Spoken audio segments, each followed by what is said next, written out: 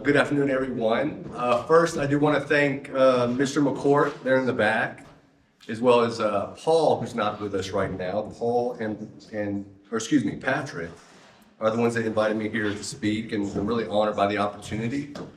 When talking about what to speak with, or in regards to, Patrick brought up the idea of leadership. He and I had a conversation recently where he was going to do an annual evaluation for his employee, and he wasn't quite sure how to approach it. And given my background, he asked for some advice, and he goes, "You should come speak at our group at some point, and maybe we can talk about leadership." So what I share today, while some of you may not be in a direct leadership role, I think we all recognize that at some point in our life, in some capacity, we are called to be leaders, and us as humans, in general, we're always looking for some way to lead us in things that maybe we're uncertain about or don't quite understand, particularly in places where things can be very scary and uncertain. So first, my wife and our 7 children are parishioners here at LMC. She's already given her introduction, very skilled, very talented, both in her corporate career, but as a homemaker and homeschooler for us. So everything that I've done, I can give great gratitude for her and her participation, supporting me through everything in our family. I couldn't have done it without her. So my professional background, I spent 13 years at O'Reilly Auto Parts, where 10 of those years were in a corporate leadership role, where I led teams between 80 to 100 people. I transitioned from there in 2018 to run my own fitness studios full time. We have one right now in Colorado, Boulder, and then one in South Haven, Mississippi, which is just south of Memphis, where we're from originally. I'm currently a head coach at Sales.io, where I train and place remote sales rep in the high ticket space. When you think high ticket space, think Tony Robbins, all these digital offers that it's a really big market right now. So we train reps and place them and find great opportunities for them. I'm also a B2B consultant, as the intro mentioned, for Viral Coach, where we help scale businesses with their viral short form content strategy. I don't know if y'all have heard of social media. It's a pretty big thing now, but we can really scale businesses through that via the short form organic strategy as well. So my intent today is to highlight, while leadership is a day-to-day process in several different capacities, the opportunities to truly solidify yourself as a leader are rare, but also must be identified and capitalized on when they present themselves. So long as you're prepared. That could be as a father, maybe a child that's in dire health conditions, or maybe in your work relationships or the work environment, et cetera. At some point, we're going to be called to be a leader. And I want to share one of the experiences that was very, I guess you'd say, it was a very testing place for me as a business owner, the team that I worked with, but also some of the things that I learned in the earlier stages to help me prepare for that moment. So now, while discussing the experiences I've had in leadership, it could extend well into the evening. In the interest of time, I'm just going to share some of those pivotal shifts I had, and then open up for Q&A. Anything business that I could be of value to you all, I'd really like it to be interactive too. I think it'd be very helpful for the conversation. So from my late teens to early 20s, I spent my early working years in the automotive space. I was cleaning transmission cases, sweeping shops. I sold some brake parts off of a truck, and then I ended up in an automotive shop where I learned how to work on cars, mostly alignments, brakes, things of that nature. I shifted from there to start with O'Reilly Auto Parts because I wanted to get into the business side of it. And I started with O'Reilly Auto Parts in 2005 as a commercial sales manager. Essentially what I did was I managed the transactions with shops. I worked directly with shops, routed delivery drivers, all the customer relationships, everything under the umbrella. That's what I handled. Now, what happened was, in those first 2 years, at that time, O'Reilly Auto Parts was not the multi-billion-dollar conglomerate it is now.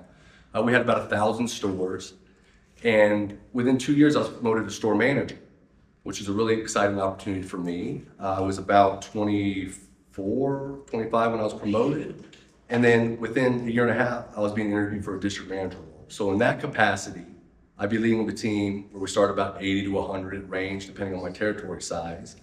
But you can imagine as a 26-year-old coming in, leading people twice my age in the automotive industry, where there tends to be a lot of stubborn personalities, things of that nature. I got a lot of resistance. So it was a little bit of a difficult transition, but things really moved fast from there. Over the next couple of years, I was fortunate enough that my friend was the departing district manager. So me getting into that interview was a little bit of a friend deal, but also my performance in the stores had solidified me as the ideal candidate.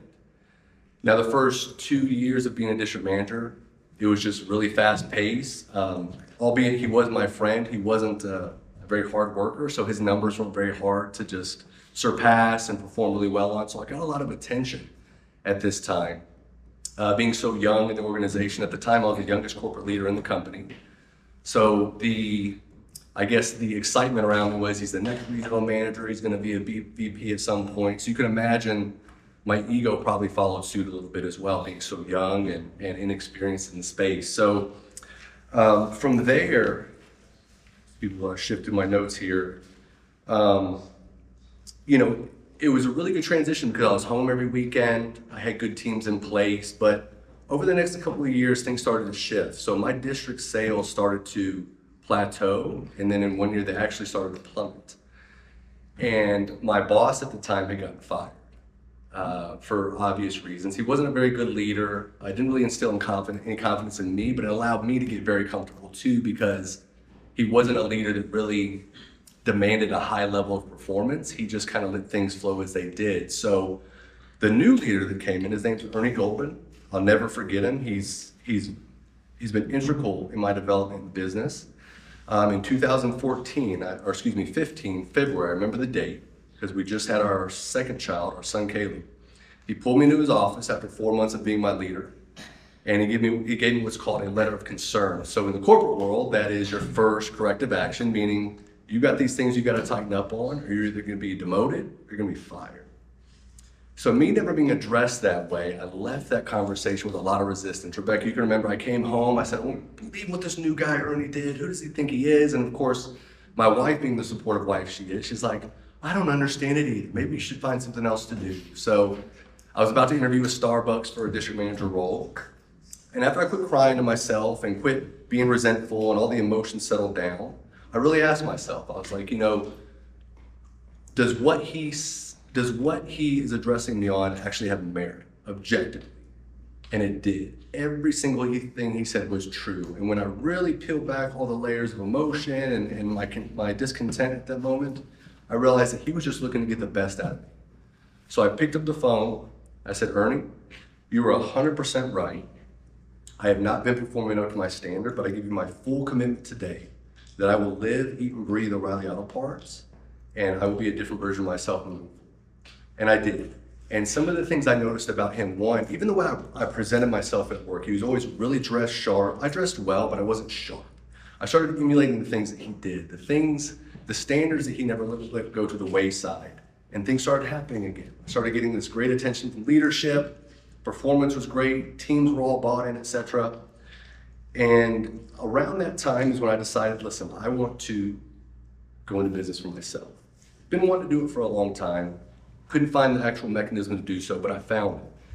And in September 2017, I opened my first business. Was still working in my corporate role. I had a team in place, so it was all day corporate, all evening at the gyms. I didn't see my wife and kids for about 3 or 4 months straight, with the exception of some weekends, just trying to scale the business. Everything was going phenomenal in the gym. I mean, we couldn't mess anything up and not grow. We were just growing crazy. That by March of 2018, just 7 months later, I was able to leave my job. I thought it was going to be about 2 years before I could replace my income. It ended up being about 7 months. So the trajectory was really strong. We opened our second location in March of 2018. And by the end of 2019, the trajectory was just astronomical. And in Q1 of 2020, or excuse me, I'll back up. Q4 of 2019, we decided that we wanted to move. We wanted to leave Memphis. Memphis is not the most exciting city in the world. Peter's from Memphis too, he can speak to this. We want to take our family somewhere else. We want to get near the mountains in particular. So my business partner and I were thinking, what about Colorado? Colorado seems really nice. So we came out here, we scouted a new location in Boulder, signed the deal in Q4 of 2019, and we're off to the races from there. Now in January of 2020, we come back to finalize some deals on the property, et cetera. And my business partner and I are sitting in DIA, and we're just crunching the numbers. We're looking at the projections for Boulder and the projections that we had in Q1 already in our 2 existing businesses. We're just looking at the money we were going to be making. We just couldn't believe it. I mean, it was just astronomical numbers, no numbers we could have ever projected. And we were just blown away by that. And I get home, and I want to say it was a couple of weeks into that, my wife, who is always ahead of the trends, she starts talking about this thing called coronavirus. And I keep telling her, I don't know, babe, I don't think it's going to be that big of a deal. Our house was on the market. We have movers scheduled to come move us from Memphis. Everything was in place. I said, I don't think it's going to be that big of a deal. In the following weeks, I started noticing larger amounts of water and toilet paper being sent from Costco. And I'm like, honey, what's going on? And she goes, I think there's something to this coronavirus situation that I keep hearing about. And of course, as we all know, the trends have started to happen. And I'd be in my gyms, and we started hearing more about it. Members started saying, hey, what's going on with this virus? What do you think's going on? I don't know. I don't think it's that big of a deal. And as the cases in our local community started accelerating, I started getting concerned. And I called my realtor, and I said, hey, listen, man, I don't know if we should sell the house. And him, just like everyone else, it's just the common cold. It's this, which is still to be debated, but we didn't know the impact it was going to have. So I ended up saying, listen, we're taking the house off the market. We're not going anywhere. Because we were literally set to move to Colorado. We were ready to get in the truck and go, and I didn't feel comfortable whatsoever. However, I had just shipped my ops manager to Colorado because he was going to run the location in Boulder. So he's here in an apartment. He's going, what's going on? What are we going to do? And I remember about a week before we shut down, I was in my gym, and I just felt like, of course, the member participation was dropping dramatically every week because people were getting afraid. And I remember staying in there, and I just felt like there was this ghost in the building. This ghost that I couldn't control, and something really eerie was going on. And the next week, we ended up getting shut down. And that evening, I stood in my gym. I told my team to come meet me there that day. I had 2 W-2 employees and a head 1099 trainer. And I said, meet me here tomorrow. But the night before, I stood in my gym, and I remember thinking to myself, this is a nightmare. I'm going to wake up from this. There's no way that we were literally just sitting on all this money we were going to make, this business that we had scaled so fast, that we were getting shut down. And it's a virus in a gym that we have 50 plus people in each class that's apparently incredibly contagious, that's shutting us down. We're going to go out of business. This has to be a nightmare. So obviously it wasn't a nightmare. I woke up the next morning, and I brought my team in. And as you can imagine, my team was very concerned. They were concerned because we had seen, first it started in Italy, saw a lot of people passing away, et cetera. We were reading about mass layoffs, et cetera. And I remember my team, I could tell they were very concerned of what we were going to do. And I remember standing there, and I recalled some of the leadership that I'd really looked up to since that time with Bernie. I'd always try to evaluate leaders. What do they do, and what are the things that I admire about them? And I'll give you a couple of examples, tell you how I addressed that situation.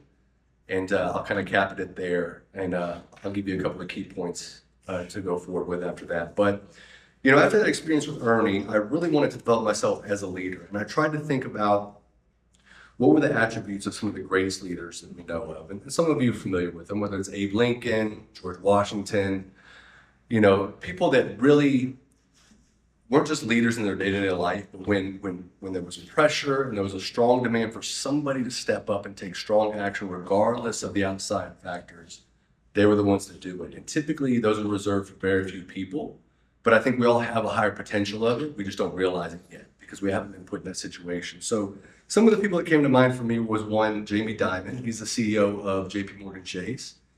And I really studied the 2008 financial crisis and how in the finance industry, everybody looked to Jamie. Everybody's like the Titan of Wall Street. What does he think? How do we get out of this? I remember how involved he was in the process in the Oval Office, but how he handled everything was just strong cadence. You couldn't shake the guy, no matter how much he was pressured in interviews, how difficult the questions were. I just admired how strong and grounded he was in his confidence and his ability to solve these problems. And the other one was Lieutenant Colonel Allen West. So Lieutenant Colonel Allen West, he was a Republican representative out of Florida. Well, back in the Iraqi conflict in 2003, he was in a lot of hot water for the way that he addressed a detainee in Iraq. So essentially what was happening is they had detained somebody that was the head or had information on a plot to assassinate Lieutenant Colonel Allen West, as well as ambush his entire convoy. They've been responsible for ambushes in the region. And in interrogating this guy, they weren't getting the information they need. His team wasn't. So he went to Lieutenant Colonel Allen West and they said, we're not getting the information we need. So he stepped in, and I'm going to read just from the transcript briefly because I don't want to mess it up. But when the team was interrogating the Iraqi soldier who was believed to have information about the plot to assassinate West with an ambush on a U.S. convoy, demanding information about the possible ambush on U.S. troops, Lieutenant Colonel, after exhausting his team's resources, fired his 9mm Beretta near the detainee's head.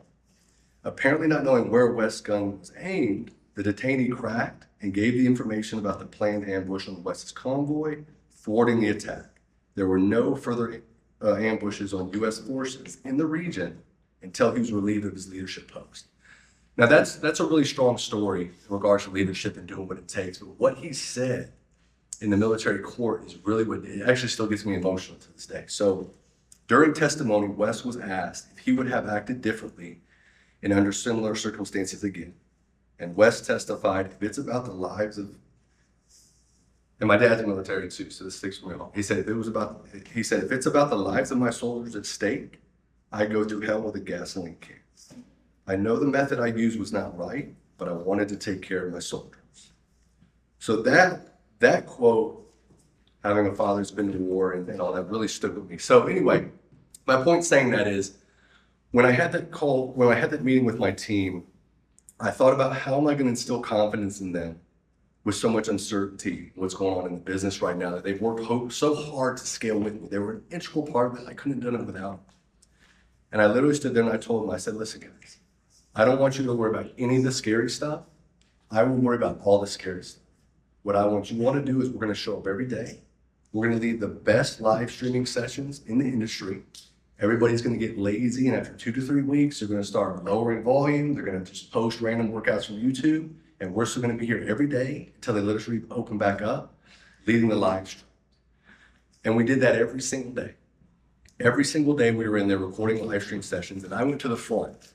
Prior to, I was at home every single day. I didn't have to go into the gyms. I was living the life, making money. Every hour of the day was whatever I wanted to do. I went to the front, and I started leading the live streams with the team first. And we pushed all the way through until we could open. And then we continued on from there. And obviously we're still here today. And to close it up about leadership, and again, in the capacity that can be applied to any of us in life, whether it's for our families, whether we're in financial troubles, whether it's the death of a loved one and making sure the rest of your family doesn't crumble so you can be the one that stays strong in the center of everyone's ability to move forward. Mike, who was the head of my organization at the time, he came to me when we opened back up and he said, listen, man, I just want you to know that I appreciate the way that you let us do that because we didn't know what was going to happen. And I just want you to know that I have so much respect for you for the way that you carried the team through that and you took action and took charge, and I'm really grateful for it. Not the exact quote he gave, but that's the rundown of it. And he's still with me today. And we've been through ups and downs. He could have easily left and gone and find a higher paying job. He could obviously have gone and done something else, but the point is that when a leader can come through when things are uncertain and recognize the opportunity to actually fulfill an opportunity that most people are too afraid to take on, even though you're afraid in that moment, the ability to do so is what can distinguish you as a leader in any role that you're in. And I found that to be true for me, and I found it to carry on in the commitment that I still have to my team, or from my team, to this day. And the entire team is still with me with the exception of a couple of trainers. So I'll leave you with that and just challenge you all that, again, if you're not in the leadership capacity in business, just understand in some area of your life, there are people that are looking to you to lead. And some of these really significant opportunities, while they may not come to you often, it is important to recognize them and step up and fulfill them for the better of the people around you.